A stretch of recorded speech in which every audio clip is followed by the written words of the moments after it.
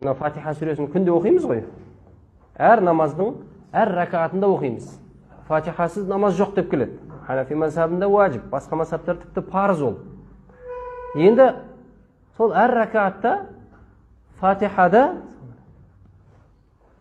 бір дұға бар. Оны айту міндет енді. Біздің мазхабта уажib болғаннан кейін уажib. Ешбір дұғаны Құдай Тағала бізге уажib қылған жоқ, осыдан басқа. Басқа да дұғалар көп Құран кәрімде, оны міндет еткен жоқ. Мұъминдер солай деп дұға жасайды, мұъминдер сөйтіп сұрайды деп келеді.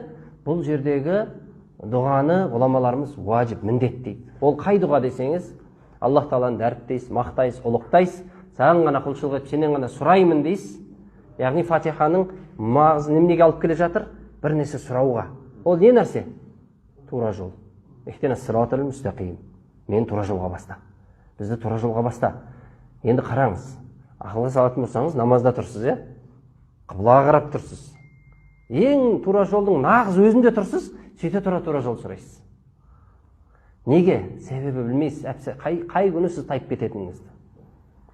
Өткен дәрістерде айттық қой, сахаба болып атанып жүргендер тіпті соңында қандай болып кетті? Діннен шығып кеткендер болды. Сол үшін тура жолды сұрап өту біздің міндетіміз екен.